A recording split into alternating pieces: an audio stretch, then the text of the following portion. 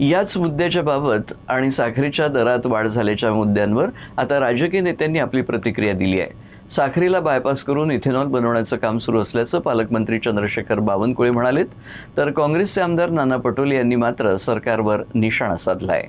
आता याच्यामध्ये केंद्र सरकार, राज्य सरकार यावेळच्या मंत्रिमंडळाच्या बैठकीमध्ये हा विषय निघेलच.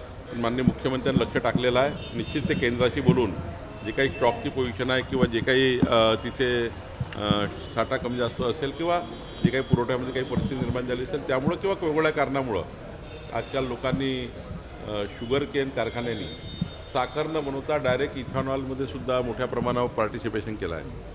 म्हणजे आधी साखर बनवायचे कारखानदार, पण आता इथेनॉलची प्रक्रिया आल्यामुळं डिरेक्टली आपण साखरला बायपास करून इथेनॉल बनतं.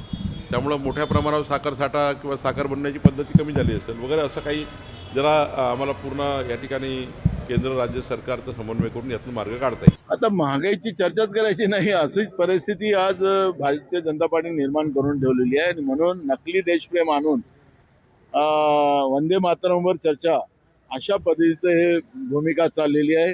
गोरगरिबांना सणासुदीच्या काळात गोडधोड खाता यावं नाही.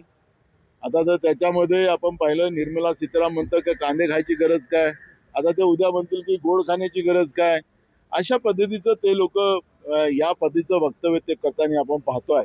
त्यामुळे मला असं वाटतं की महागाईचं या सरकारला घेणं देणं नाही, बेरोजगारीचं घेणं देणं नाही.